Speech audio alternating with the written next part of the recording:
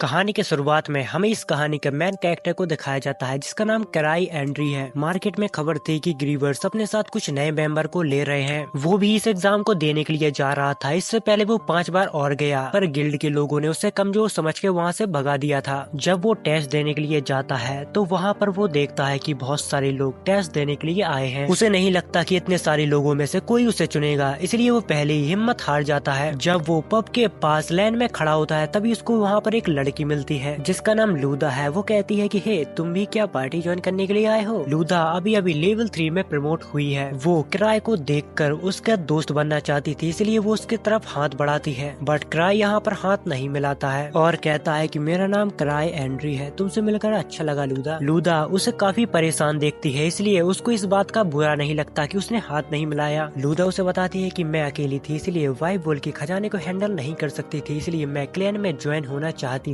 तभी यहाँ पर एक हट्टा कट्टा आदमी खड़ा होता है। वो उस लड़की से कहता है कि ये जगह तुम्हारे लिए नहीं है, चलो भागो यहाँ से। जिस बात से वो दोनों ही आपस में लड़ने लगती है। इतनी देर में यहाँ पर सिक्योरिटी आती है और वो कहती है कि तुम्हें अपना लाइसेंस रद्द नहीं करवाना है तो शांति से लाइन में खड़े हो जाओ। सिक्योरिटी गार्ड को देखकर क्राई यहाँ पर अपना मुंह छिपा लेता है ताकि कोई फिर से उसको यहाँ से निकाल ना दे। जिसके बाद सीन कट होता है और वो लोग अब पब के अंदर पहुँच चुके थे। तभी लूदा कहती है क्या मस्त जगह है, क्या तुम भी कभी इस जगह पे आए हो? क्राई उसे जवाब देता है कि हाँ, मेरा यहाँ पर 5वीं बार है। जिसकी बात सुनकर लूदा को यहाँ पर काफी बुरा लगता है और वो उससे माफी भी मांगती है, पर क्राई कहता है कि चलो कोई बात नहीं, क्योंकि जिसके पास ताकत होती है वो अपनी रैंक बढ़ाते हैं और आगे बढ़ते हैं, और जिसके पास कुछ भी नहीं होता है वो जिंदा रहने के लिए छोटे छोटे मौकों को पकड़ते हैं। तभी लूदा उससे पूछती है कि वो सामने जो पार्टी बैठी हुई है वो पार्टी कौन है? क्राई उसे बताता है कि वो आर्क ब्रेक के मेंबर हैं। वो बहुत ही पावरफुल पार्टी है, अगर उनने किसी को अपने साथ चुन लिया तो उसकी पूरी जिंदगी ही संवर जाएगी। पर जहाँ तक लोग जानते हैं कि उनने काफी टाइम से किसी भी नए मेंबर को अपने साथ ज्वाइन नहीं किया। तभी उनके साइड में एक और चेयर खाली होती है जिस पर कोई नहीं होता है और वो चेयर ग्रीवेंस सोल्स की होती है। वो इस किंगडम की सबसे स्ट्रॉन्ग पार्टी है। इतनी ही देर में वही हट्टा कट्टा आदमी यहाँ पर आ जाता है और वो कहता है कि हे, तुम लोग यहाँ पर अंदर भी आ गए, तुम्हें पता है ना कि चूजों का यहाँ पर कोई काम नहीं। तभी वो हट्टा कट्टा आदमी उनको बताता है कि वो ग्रीवेंस सोल्स की चेयर है। वो लोग कुछ साल पहले इस किंगडम में आए थे, पर अपनी जबरदस्त पावर के साथ उनने एक अपनी अलग ही पहचान बना ली है, जिन्हें लोग द ग्रीवेंस सोल्स के नाम से जानते हैं। इतनी ही देर में यहाँ पर एक लाल बालों वाला लड़का शोर मचाने लगता है और कहता है कि मेरे पास इतना टाइम नहीं है, मुझे लगता था कि यहाँ पर सिर्फ बेस्ट लोग ही आएंगे, पर यहाँ पर तो भीड़ बकरियां भी आ गई। वो लड़का ग्रीवर्स के साथ ज्वाइन होना चाहता था, पर वो लोग यहाँ पर थे ही नहीं, इसलिए उस लड़की को यहाँ पर बहुत ज्यादा गुस्सा आता है। तभी ये तमाशा बंद करने के लिए एक लड़की खड़ी होती है जिसका नाम टीनो है। वो कहती है कि तुम्हें अपनी औकात नहीं भूलनी चाहिए। जिसके बाद यहाँ पर जितने भी लोग होते हैं वो सारे इस फाइट को एंजॉय करने वाले थे। तभी वह लड़का अपनी खतरनाक स्वेट को बाहर निकालता है और टीनो भी अब फाइट करने के लिए तैयार हो जाती है। तभी क्राई लूदा से कहता है कि हमें यहाँ से निकल जाना चाहिए, अगर हम फंस गए तो गए काम से। क्राई छिप छिप कर यहाँ से निकलने की कोशिश कर रहा था, पर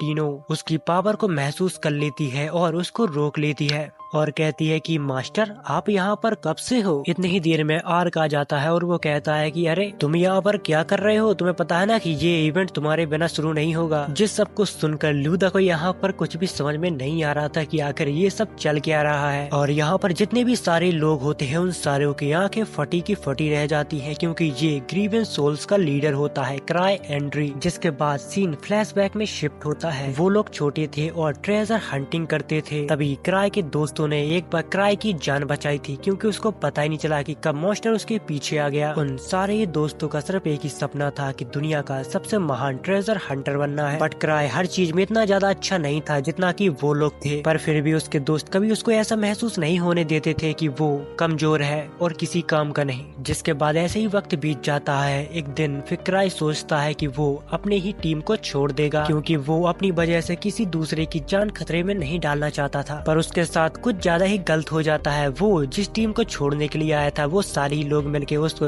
इस टीम का लीडर बना देते हैं, क्योंकि वो लोग नहीं चाहते थे कि क्राई उनकी टीम को छोड़ कर जाए, क्योंकि उससे अच्छा कोई नहीं। अगर क्राई नहीं होता तो शायद ग्रीवेंस सोल्स कभी नहीं होती। जिसके बाद वापस से सीन प्रेजेंट में आता है। तभी आर्क कहता है कि तुम्हें आने में बहुत देर होगी। क्राई उसे बताता है कि मैं आज सोकर बहुत लेट जागा था। क्राई आर्क को बताता है कि मेरे पास एक बहुत ही ज्यादा काबिल मेंबर है, अगर मैं कहूँगा तो तुम उसे अपनी पार्टी में लोगे? आर्क उसे उसे जवाब देता है कि बिल्कुल, इसमें भी कोई पूछने की बात है। पर अभी भी यहाँ पर वो लाल बालों वाला लड़का शोर मचा रहा था। तभी क्राई उससे कहता है कि हे, तुम्हारा नाम क्या है? वो लड़का कहता है कि मेरा नाम गिलबर्ट बुश है, मैं लेवल 4 का हंटर हूँ। क्राई यहाँ पर उनमें से किसी एक को चुनना चाहता था, पर उसको समझ में नहीं आता कि आखिर किसको वो चुने। इसलिए वो लक के सहारे सबको छोड़ देता है और अपनी रिंग को निकाल कर फेंक देता है और कहता है कि जिसको ये रिंग मिलेगी उसको मैं रिकमेंड करूंगा। ये बात सुनकर गिल्ड में जैसे कि तहलका ही मच जाता है। वो सारी लोग उस रिंग को पकड़ने के लिए दौड़ते हैं, पर तभी टीनो गिलबर्ट के मुंह में एक लात जड़ देती है और फिर उस रिंग को पाने के लिए पूरे गिल्ड के लोग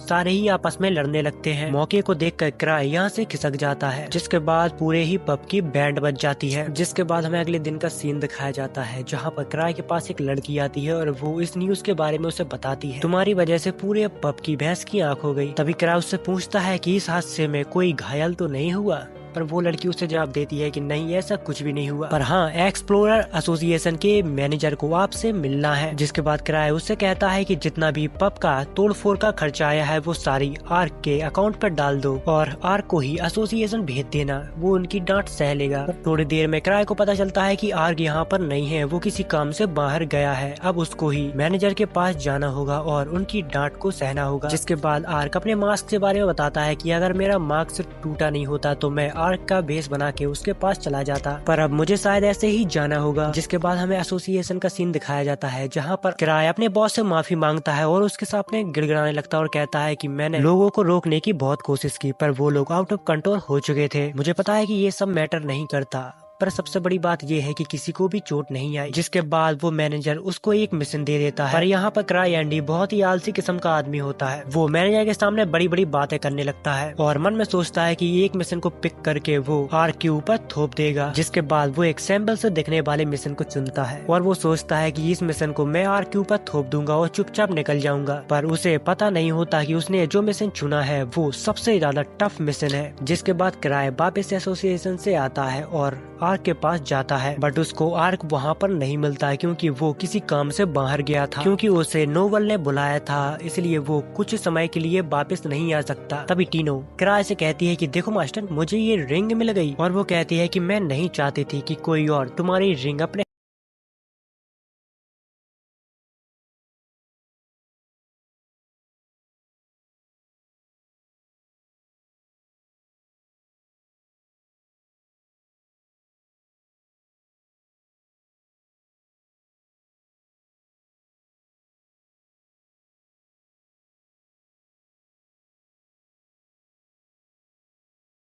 जिसके बाद हमें पास्ट का सीन दिखाया जाता है, जहाँ पर क्राई की टीम गिल्ड में अपना नाम जुड़वाने के लिए आई थी। तभी ल्यूक दरवाजे में लात मारता हुआ अंदर जाता और कहता है कि यहाँ पर कौन है सबसे ताकतवर स्वॉर्डमैन? वो हूँ सिर्फ मैं। इन लोगों की एंट्री तो बहुत धांसू होती है, बट यहाँ पर सारे लोग इनको जोकर समझ रहे थे। क्राई को इन सब का ऐसा व्यवहार देखकर उसको काफी ज्यादा शर्मिंदगी महसूस होती है। अरे, इन लोगों के साथ आ गया मैं। जिसके बाद ल्यूक अपने से डबल शरीर वाले आदमी को बता रहा था कि हमारे लीडर ने कहा है कि अगर कोई योद्धा सिर्फ वेपनों की वजह से योद्धा हो तो वो योद्धा नहीं होता, इसलिए मैं हमेशा लकड़ी की तलवार को इस्तेमाल करता हूँ। जिसके बाद एसोसिएशन की स्टाफ उसको एक लेटर देती है और कहती है कि यहाँ पर अपना पार्टी नाम और अपना सिंबल बना दो ताकि तुम्हें पहचानने में आसानी हो पाए। बट क्राई ने तो अभी तक इसके बारे में कुछ सोचा भी नहीं था, इसलिए वो अपनी पार्टी का नाम द ग्रीवन सोल्स रख देता है और सिंबल में एक स्कल का लोगो बना देता है, जिसको देखकर क्राई के दोस्त काफी निराश होते हैं। जिस पर क्राई कहता है कि मैं तुम्हारा बहुत बेकार लीडर हूँ, मुझे लीडर नहीं होना चाहिए, मुझे अपनी पार्टी से निकाल दो। क्योंकि यही तो क्राई चाहता था कि वो लोग उसे पार्टी से निकाल दें और वो लोग अपनी जिंदगी अच्छे से जी पाए, क्योंकि क्राई उनके पावर लेवल के बराबर नहीं था, जिस वजह से उनको काफी ज्यादा मुसीबत भी झेलनी पड़ती थी। जिसको सुनकर उसके सारे फ्रेंड बोलते हैं कि नहीं नहीं, ये तो बहुत अच्छा है। जिसके बाद वापस से सीन प्रेजेंट में आता है, जहाँ पर ग्रेग कहता है कि मुझे तो अभी भी विश्वास नहीं हो रहा तुम सच में स्ट्रॉन्ग पार्टी के लीडर हो, जिसे लोग 1000 ट्रिक के नाम से जानते हैं। जिसको सुनकर वो लोग शौक रह जाते हैं। तभी टीनो कहती है कि तुम जानते हो ना कि मास्टर कितने ज्यादा ताकतवर है, तो फिर उनके सामने झुक जाओ। जिस पर क्राई कहता है कि रहने दो, तुम उन्हें डरा रही हो। दरअसल जिसके पास सबसे ज्यादा अचीवमेंट पॉइंट होते हैं उन्हें एसोसिएशन एक अलग ही नाम देता है, जैसे कि क्राई को मिला द 1000 ट्रिक। ये एक सेलिब्रिटी बनने की तरह है। जिस पर गिलबर्ट हैरान होता है और कहता है कि मुझे नहीं लगता कि तुम 1000 ट्रिक हो, मुझसे लड़के दिखाओ, उसके बाद ही मैं मानूंगा। जहाँ पर आर्ट सोचता है कि अरे मैंने तो कभी कहा ही नहीं कि मैं सबसे ज्यादा ताकतवर हूँ। यहाँ पर कुछ लोग हैं जो मेरे नाम के नारे लगाते रहते हैं। जिस पर ग्रेग गिलबर्ट को समझाता है कि तुम ध्यान से बात करो, तुम्हें पता है ना कि सामने कौन है। उस उससे लड़ना तो तुम भूल ही जाओ, तुम्हें अगर अपनी जान प्यारी हो तो। क्राई उसकी बात को बुरा नहीं मानता और यहाँ से जाने लगता है। तभी गिलबर्ट क्राई को लड़ने की चुनौती देने लगता है, जिस पर टीनो कहती है कि ये सब मुझ पर छोड़ दो, और फिर वो कहती है कि तुमने मेरे मास्टर की बेइज्जती की, इसलिए अब तुम्हें इसका भुगतान तो चुकाना पड़ेगा।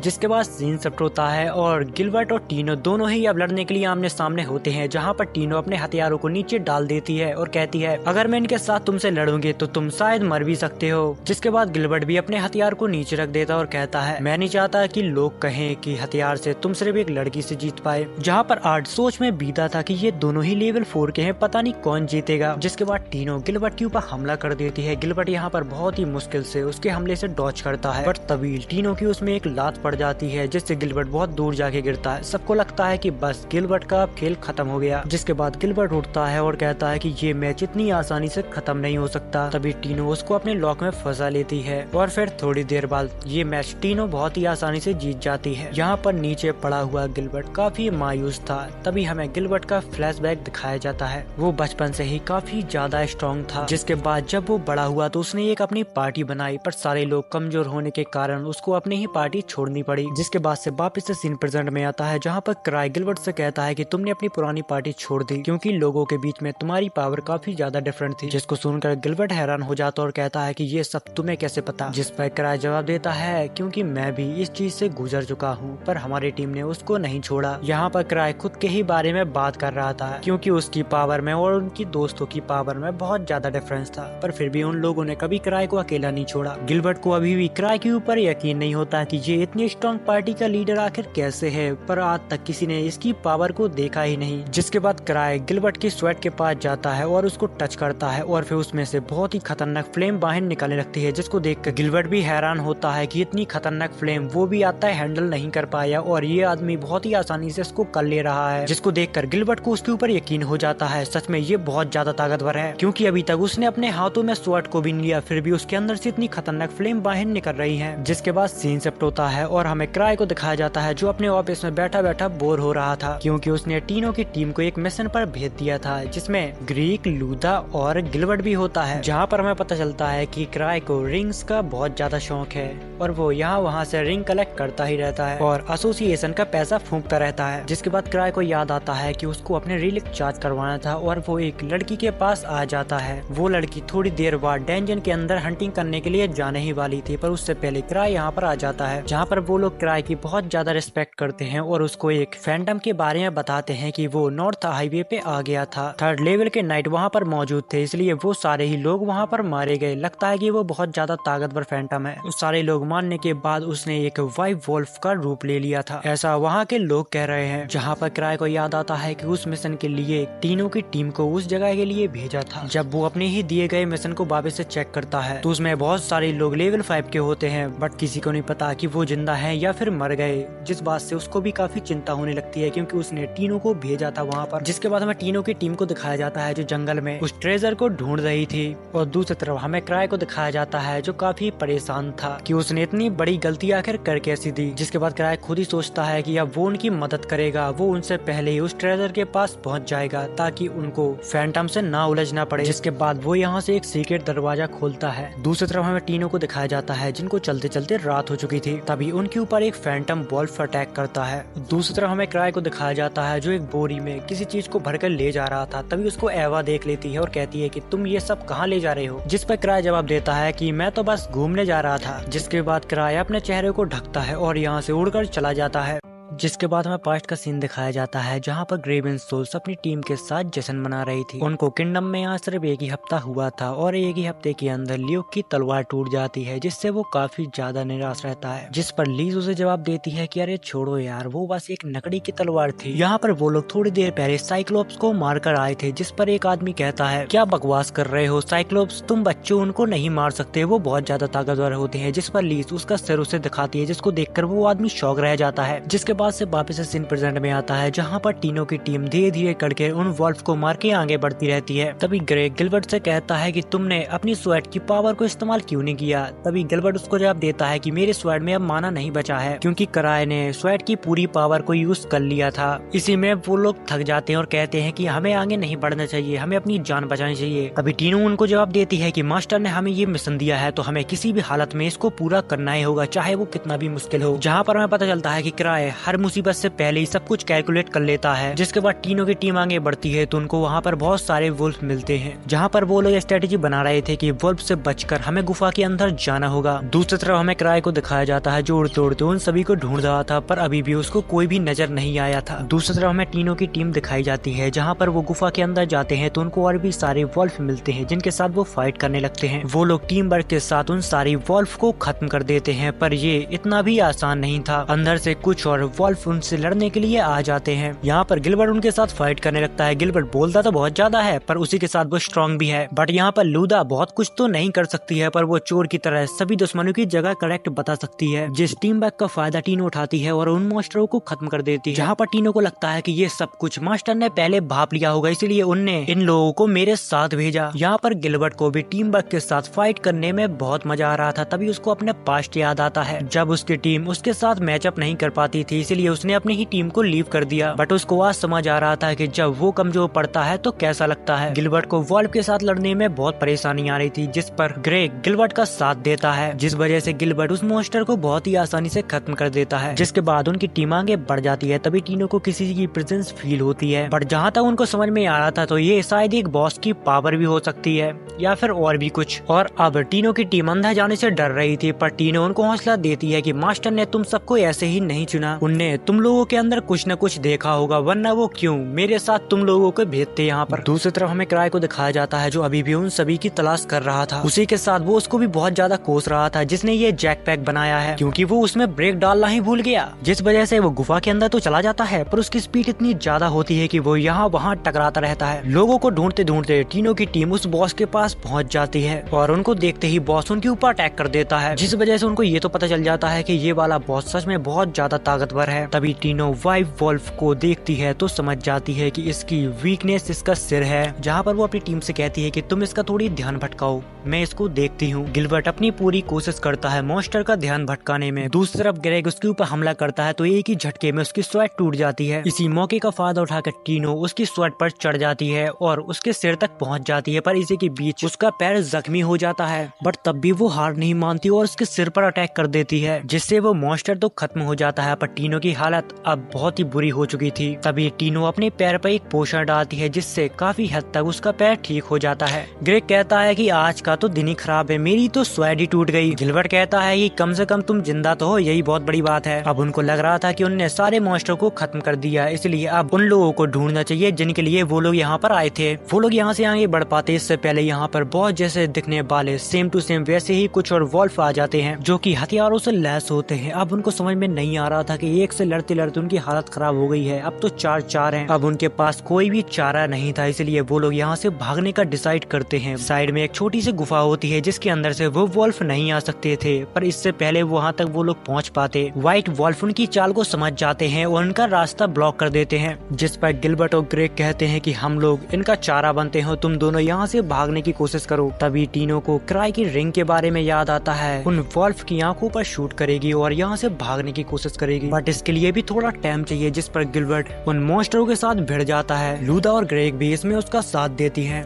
मौके को देखकर टीनो उस मॉन्स्टर के मुंह पे शूट कर देते हैं, जिससे उनको थोड़ा टाइम मिल जाता है। तभी गिलबर्ट को बहुत ही तेजी से एक पंच टकराता है, जिससे वो जाके दीवार से टकरा जाता है। अब टीनो की टीम को कोई भी तरीका नजर नहीं आ रहा था जिससे वो यहाँ से बच के बाहर निकल पाए। तभी अचानक से क्राई एक मॉन्स्टर से टकरा जाता है, जिसको देखकर वो सारे मॉन्स्टर उससे डरने लगते हैं। बट जिससे क्राई टकराया था वो मॉन्स्टर क्राई के ऊपर अटैक कर देता है, बट वो मॉन्स्टर उसको एक खरोच भी नहीं पहुंचा पाता, जिसको देखकर वो सदमे में चला जाता है। जिस पर क्राई थोड़ी हीरो बनने की कोशिश करने लगता है और कहता है कि मुझे माफ करना, मेरे पास 17 जिंदगियां हैं। जिसके बाद उसी मॉन्स्टर के ऊपर क्राई बहुत ही खतरनाक एक अटैक करता है, जिसको देखकर टीनो की टीम कहती है क्या ये सच में लेवल 8 है, ये तो सच में बहुत ज्यादा ताकतवर है। जिस पर क्राई सोचता है कि ये लेवल 3 का मॉन्स्टर है, पर ये बहुत ज्यादा ताकतवर है। जहाँ पर हमें पता लगता है कि क्राई के पास कोई भी पावर नहीं है, उसने ये सब बस शूटिंग रिंग की वजह से किया हुआ था। क्राई ने अपनी स्वॉर्ड रास्ते में कहीं गिरा दी थी, इसलिए वो अब उनके साथ फाइट भी नहीं कर सकता था। इसलिए वो सोचता है कि मिशन जाए भाड़ में, मुझे अपने घर जाना है, क्योंकि अब उसके पास कोई भी ऑप्शन नहीं बचा हुआ था। इसलिए वो एक लॉकेट को निकालता है और मॉन्स्टर की तरफ फेंकता है, जिससे वहाँ पर धुआं होने लगता है। जिसके बाद वो कहता है, अरे मुंह क्या देख रहे हो, भागो यहाँ से। बट जख्मी होने के कारण टीनो यहाँ पर ज्यादा तेजी से नहीं भाग पा रही थी। उसी के साथ क्राई भी उसके पीछे पीछे भाग रहा था, बहुत ही स्लोली। टीनो को लगता है कि मास्टर कितने अच्छे हैं, वो मेरे साथ भाग रहे हैं ताकि मुझे कोई मॉन्स्टर चोट ना पहुंचा पाए। बट सच्चाई तो यह है कि क्राई अपनी फुल स्पीड में भाग रहा था, पर वो ज्यादा तेज भाग ही नहीं पाता। थोड़ी देर बाद वो लोग उन मॉन्स्टरों से बहुत दूर चले जाते हैं, जिसके बाद सभी लोग क्राई को शुक्रिया कहते हैं। पर वो कहता है कि अरे ऐसा कुछ भी नहीं है, सबकी जान बचाने के लिए क्राई टीनो को शुक्रिया कहता है, जिसको सुनकर टीनो फूली नहीं समाती। क्राई को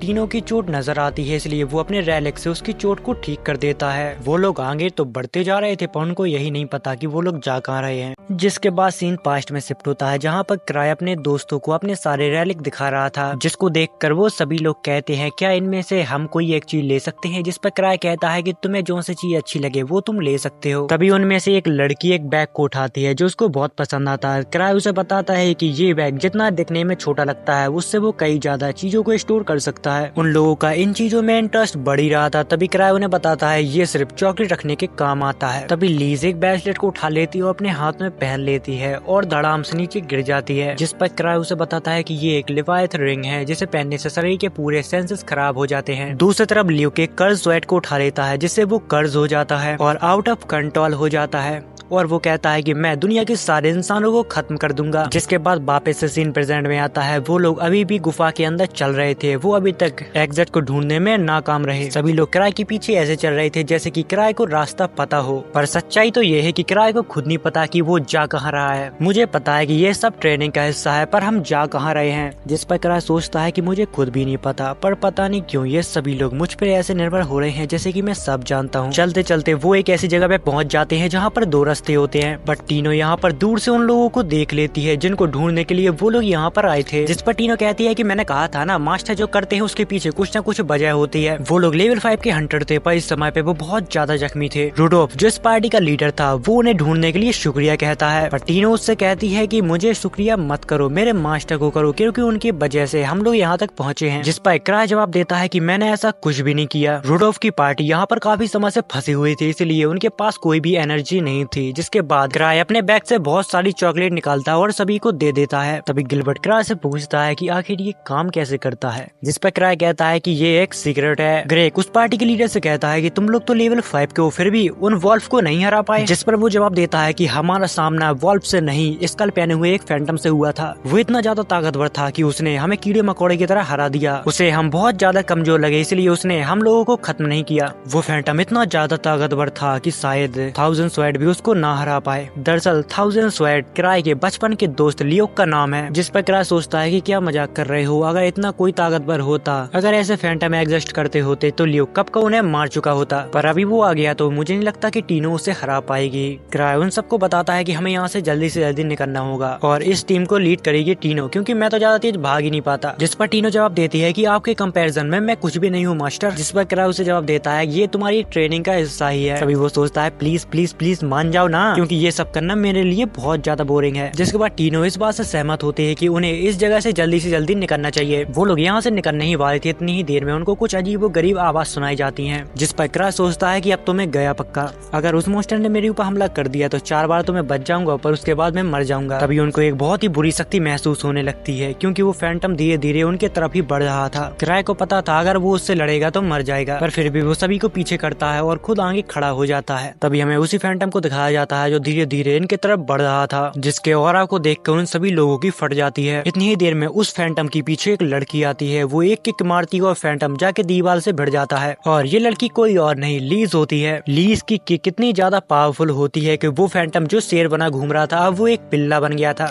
लीज यहाँ पर क्राई के ऊपर गुस्सा होने लगती है और कहती है कि मैं तुमसे मिलने के लिए तुम्हारे यहाँ पर आई थी, बट मुझे पता चला कि तुम वहाँ पर हो ही नहीं। तुम ऐसे खतरनाक जगह पे आखिर आए ही क्यों? टीनो यहाँ पर बहुत ज्यादा डरी हुई गई थी क्योंकि उसको पता था अब पहाड़ उस पे ही टूटने वाला है, क्योंकि किराए को संभालने की जिम्मेदारी उसको ही दी गई थी। गिलबर्ट बीच में बोलने की कोशिश करता है, तभी लीज उसको दूर फेंक देती है जिससे उसकी बहुत बुरी हालत हो जाती है। ग्रेक और लूदा उसके ऊपर पोषण फेंकते जाते हैं पर उसको इसका कुछ भी फायदा नहीं होता। क्राई लीज को शांत करवाता और कहता है कि इसमें टीनो की कोई भी गलती नहीं है, उसने व्हाइट वॉल्फ को हराया और इस मिशन को भी बहुत अच्छे से पूरा किया। दूसरी तरफ वो फैंटम एक वॉल्फ को बुलाता है। व्हाइट वॉल्फ उनके ऊपर गन चलाने लगता है बट यहाँ पर लीज को उनकी गोलियों को फर्क नहीं पड़ता, जिसके बाद लीज बहुत बुरी तरह से व्हाइट वॉल्फ को खत्म कर देती है। मौके को देखकर फैंटम भी उसके ऊपर अटैक कर देता है पर लीज अपने 2 उंगलियों से उसकी तलवार को रोक लेती है। लीज मार मार के उस फैंटम की बहुत बुरी हालत कर देती है। दूसरी तरफ सभी लोग शौक रहते हैं क्योंकि उन्होंने लाइफ में पहली बार किसी को इतना ज्यादा ताकतवर देखा था और ये तो कुछ भी नहीं, ये तो सिर्फ ग्रीविन सोल्स की एक मेंबर है और ये बहुत ज्यादा ताकतवर है। फैंटम को बहुत बुरी तरीके से मारने के बाद लीज का गुस्सा शांत होता है, जिसके बाद हमें अगले दिन का सीन दिखाया जाता है जहाँ पर गिलबर्ट 1000 ट्रेक यानी कि किराए के पास अपनी स्वेट को दे जाता है और सभी से कहता है कि मैं अपनी पुरानी पार्टी के पास वापस जा रहा हूँ। दूसरी तरफ हमें किराए के दोस्तों को दिखाया जाता है जिन सभी ने वही स्कल वाला मास्क पहना हुआ था।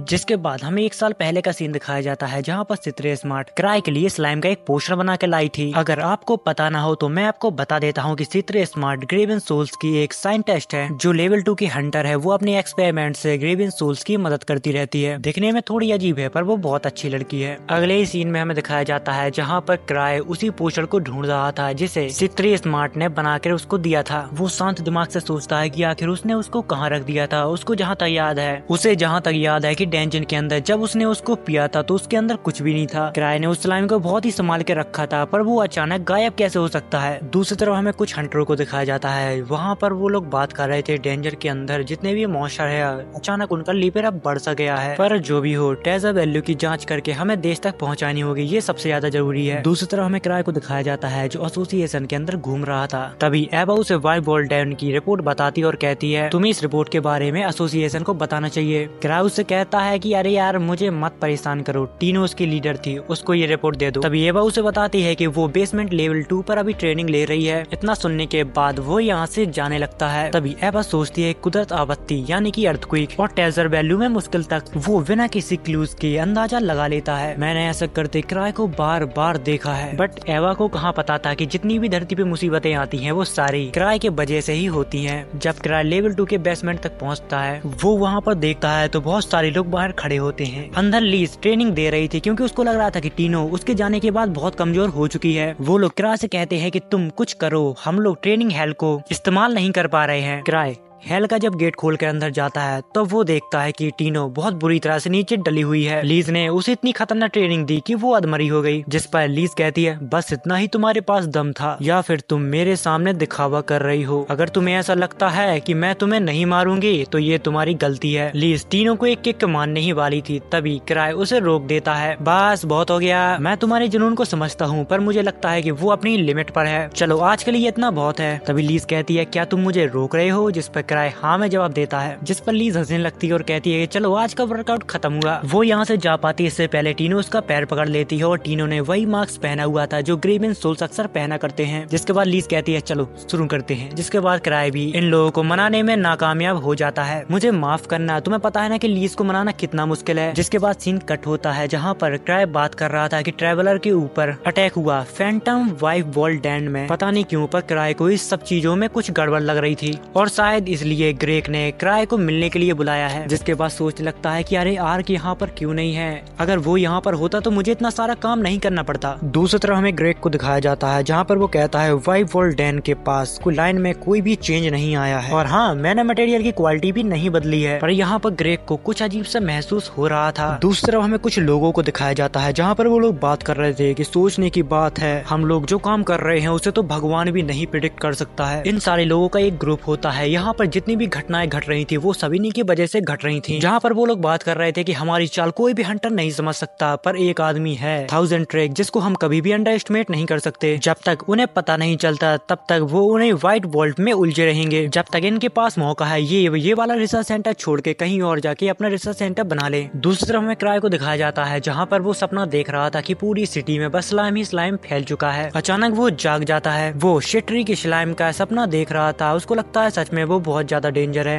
तभी वहाँ पर लीज भी उठती है और क्राई को पता चलता है कि वो उसके ही साथ आके सो गई थी। तभी तो उसे इतनी ज्यादा गर्मी महसूस हो रही थी, क्योंकि लीज को एक आदत थी, वो हमेशा क्राई के बेड में आके सो जाती थी। तभी लीज उससे कहती है क्या तुम आज फ्री हो, क्योंकि मैं आज छुट्टी ले रही हूँ। क्राई तो अपना सपना ही नहीं भूल पा रहा था, पर वो इसे बहुत बुरी सपने की तरह भूलने की कोशिश करने लगता है। अगले ही दिन हमें ग्रेग को दिखाया जाता है, जो क्राई से मिलने के लिए वहाँ पर आता है। तभी वहाँ पर लीज के साथ क्राई घूमने के लिए जाने वाला था, जिस पर लीज उसे बताती है कि आज तुम इसको कोई भी काम नहीं दे सकते, आज ये मेरे साथ बिजी है। जिस पर ग्रेग उसे बताता है कि तुम यहाँ पर वापस क्यों आई, जिस पर लीज कहती है कि मेरे पास तुम्हारे लिए वक्त नहीं है, इसलिए चलो फूटो यहाँ से। और फिर इसी बात पे वो दोनों ही आपस में झगड़ने लगते हैं। तभी लीज उसमें एक किक रगड़ देती है। ग्रेग भी उसकी किक को बहुत ही आसानी से रोक लेता है और फिर इन दोनों की फाइट ऐसे ही चलती रहती है। तभी क्राई कायना को चाय के लिए पूछता है, जिसके बाद कायना क्राई से पूछती है तुम व्हाइट वुल्फ डैन गए थे ना, अगर तुम्हें वहाँ पर कुछ अजीब लगा तो प्लीज हमें बताओ। जिस पर क्राई कहता है कि मैं ज्यादा ध्यान दे रहा हूँ दूसरी दिक्कतों को सोचकर, पर माफ करना मैं अभी तुम्हें उसके बारे में कुछ भी नहीं बता सकता, क्योंकि क्राई तो बस अपने स्लाइम को ढूंढ रहा है। दूसरी तरफ ग्रेग और लीज लड़ कर पूरा एसोसिएशन ही तबाह कर देना चाहते थे, जिस पर क्राई कहता है बस बहुत हुआ, अब रुक जाओ, हमारी बात यहीं पर खत्म हुई, बस तुम्हें थोड़ा शांत हो जाना चाहिए ग्रेग। जिसके बाद क्राई और लीज शॉपिंग करने के लिए और छोटी सी डेट के लिए मार्केट आ जाते हैं। तभी उनको एक आदमी देख रहा था, जिसको लीज पकड़ लेती है और उससे पूछती है कि तुम कौन हो, आखिर क्यों हमें देख रहे थे। बट क्राई लीज को समझाता है कि अरे तुम क्यों इसको परेशान कर रही हो, ये बस एक आम इंसान है। बट हमें थोड़ी देर बाद पता चलता है कि उन्हीं मॉन्स्टर की एसोसिएशन ने इस आदमी को क्राई का पीछा करने के लिए भेजा हुआ था।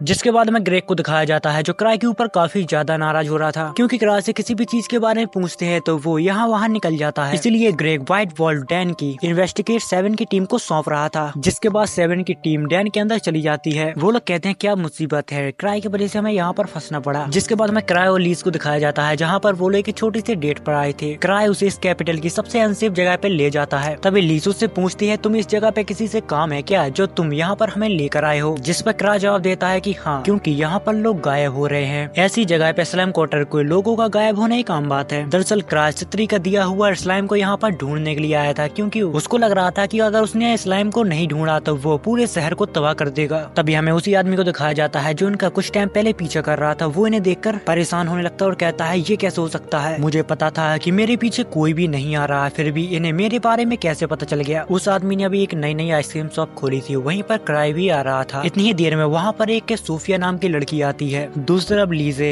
उनकी दरवाजे को खनखना रही थी कि बाहर आओ, हमें आइसक्रीम खानी है। लीज को ऐसा करते करते थोड़ी देर बाद बहुत गुस्सा आने लगता है। वो अपने पंच से पूरी शॉप को तोड़ना चाहती थी, पर क्राई उसे रोकता हुआ कहता है मुझे लगता है कि ये वाली शॉप बंद है। अंदर हमें उसी आदमी को दिखाया जाता है, जो उन दोनों की बातों को सुन रहा था। वो लोग यहाँ से जाने के लिए कहते हैं, जिसके बाद उस आदमी को थोड़ी राहत मिलती है। जिसके बाद क्राई वापस से अपने ऑफिस में आ जाता है। बट अभी भी क्राई को अपनी स्लाइम की काफी ज्यादा चिंता होती है, क्योंकि उसके एक सपने ने उसका पूरा दिमाग ही खराब कर दिया था। इतनी देर में वहाँ पर आवाज आती है और वो बताती है हमने एसोसिएशन की कुछ मेंबरों को सिलेक्ट कर लिया है, जो हमारी व्हाइट वुल्फ डैन में इन्वेस्टिगेट करने में मदद करेंगे। लेकिन 7 और उसका ग्रुप पहले ही आगे बढ़ चुका है। जिसके बाद हमें सीक्रेट एसोसिएशन दिखाई जाती है, जहाँ पर वो लोग कहते हैं मुझे विश्वास नहीं होता कि उसने इतनी आसानी से हमारी फैसिलिटी को ढूंढ लिया। इसका मतलब ये हुआ कि उनके इंटेलिजेंस नेटवर्क हमसे भी ज्यादा है। लेकिन 1000 ट्रैक की सच्ची इंटेलिजेंस अभी तक साफ नहीं है, इसलिए हम अभी कुछ नहीं कह सकते उसने सच में हमें ढूंढा है कि बस वो एक तुक्का था। यहाँ पर सीक्रेट सोसाइटी में वो लाल बालों वाली लड़की यानी कि सोफिया भी होती है। वो उन सबको 1000 ट्रैक से लड़ने के लिए कहती है। इतना सुन के सभी लोग डर जाते हैं, क्योंकि क्राई लेवल 8 का है और सबसे बड़ी बात यह है कि वो ग्रीवन सोल्स का लीडर है। किसी को नहीं पता कि वो कितना ज्यादा ताकतवर है। जिस पर सोफिया जवाब देती है कि मैं भी देखना चाहती हूँ कि वो कितना ज्यादा ताकतवर है और मेरे डिफेंस सिस्टम उसके सामने कितना टिक पाता है। जिसके बाद हमें तीनों को दिखाया जाता है। वो जब एसोसिएशन पहुँचती है तो वहाँ पर बहुत ज्यादा भीड़ होती है। तभी वो एक आदमी से पूछती है कि यहाँ पर क्या चल रहा है। वो बताता है कि एसोसिएशन की कोलैबोरेशन से सभी लोगों को व्हाइट वुल्फ डैन में भेजा जाएगा। यहाँ पर जितने भी लोग होते हैं वो सारे हंटर्स होते हैं। इतनी ही देर में क्राई और एवा भी यहाँ पर आ जाते हैं, जहाँ पर क्राई उन सबसे पूछता है कि तुम लोग कौन हो, यहाँ पर क्या कर रहे हो। तभी एवा उसे बताती है कि ये सारे लोग डैन की जांच पड़ताल करने के लिए यहाँ पर आए हैं। जिस पर क्राई जवाब देता है कि इतने सारे लोगों को भेज रहे हैं, इन सभी लोगों की भरपाई करने के लिए एक हाथ और एक पैर को बेचना पड़ेगा। तभी क्राई कहता है कि हमारे सभी मेंबर एलाइट हैं, इसलिए मुझे नहीं लगता कि इतने इतने सारे लोग उसे संभालने के लिए काफी होंगे। मेरे हिसाब से आधे लोग काफी हैं। जिसकी बात सुनकर लोगों के बीच डर का माहौल बन जाता है। वो लोग कहते हैं आधे लोग, ये तो बिल्कुल भी नहीं हो सकता। तुम्हें पता है ना कि वो डैन कितनी ज्यादा खतरनाक है। किराए को लगता था वो बस एक डैन लेवल 3 का ट्रेजर वैल्यू है, पर अब वहाँ पर कुछ ज्यादा ही अलग होने लगा है, क्योंकि वहाँ के जो मॉन्स्टर हैं वो पहले से बहुत ज्यादा ताकतवर हो गए हैं। लेवल 3 और 4 तो उनके सामने टिक ही नहीं पाते। तभी किराए कहता है ठीक है, अगर तुम्हारा इच्छा है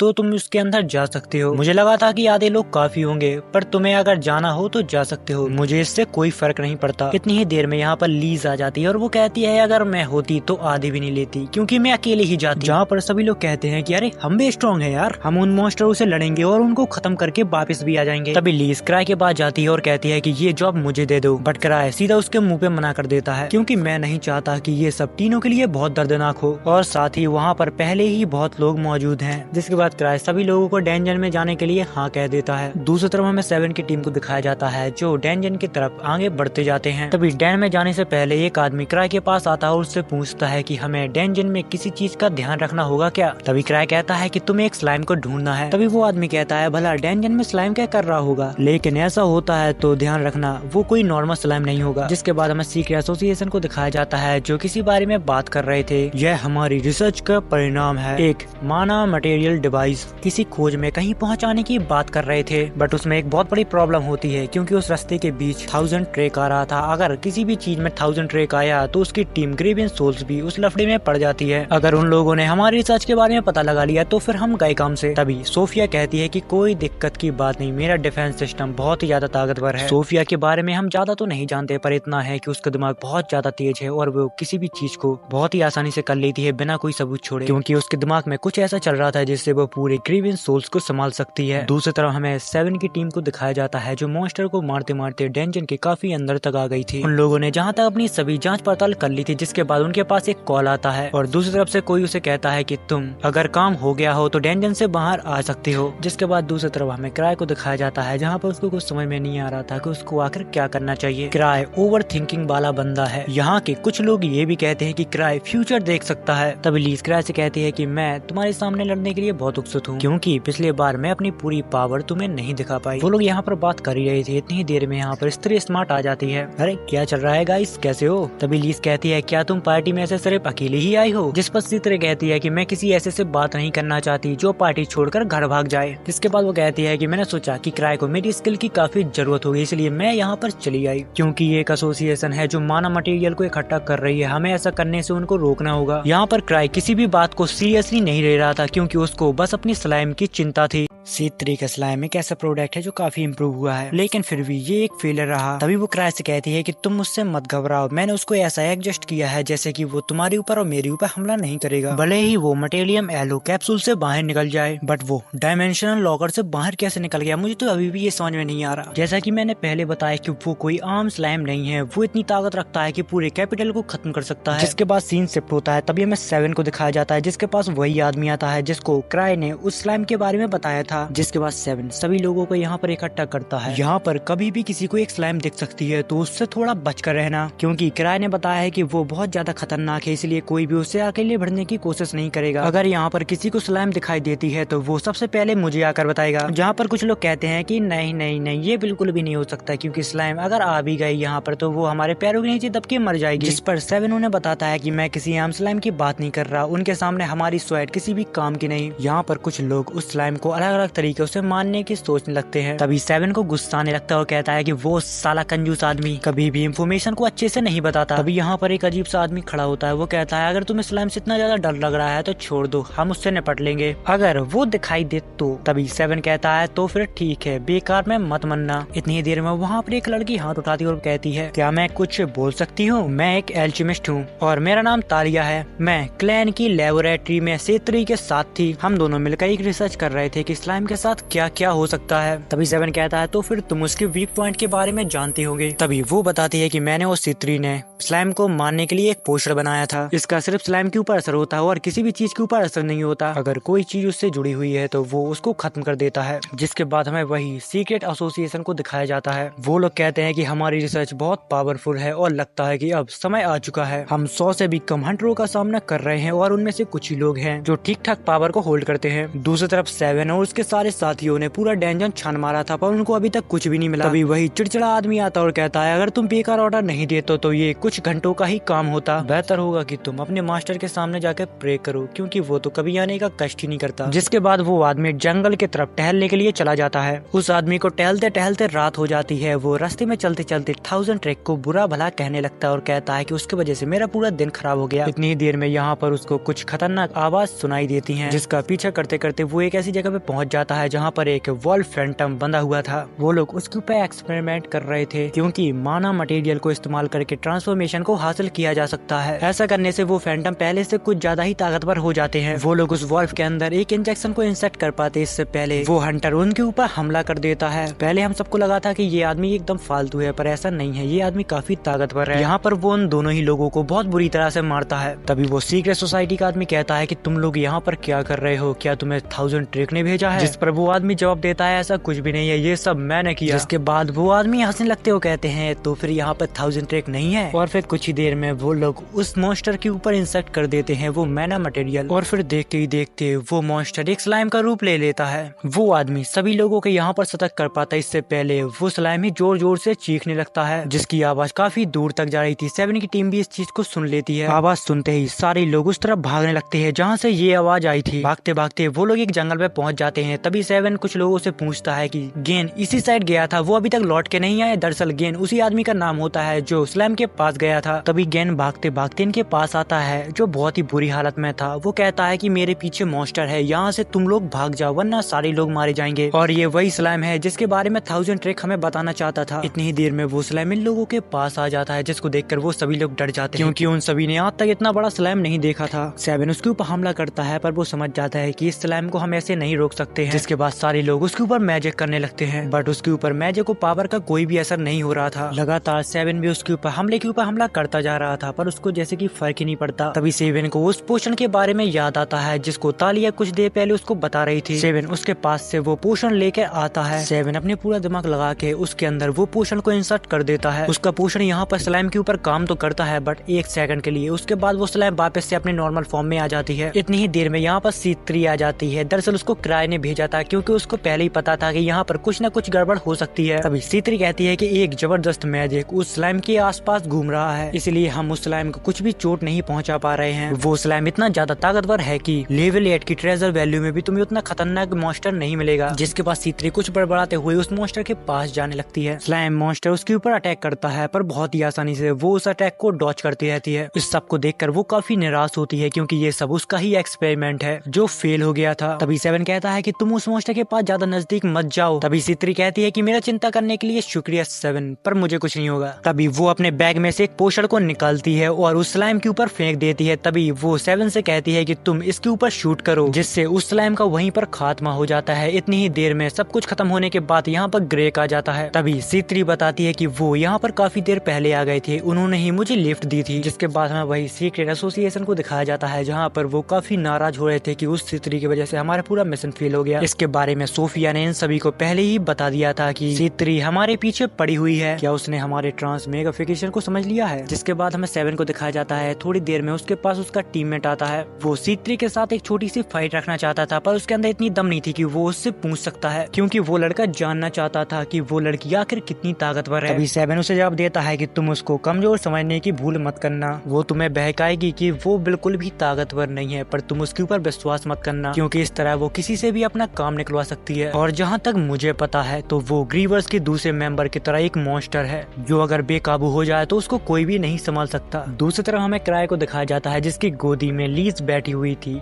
ये सब देखकर तीनों को काफी शर्म आ रही थी।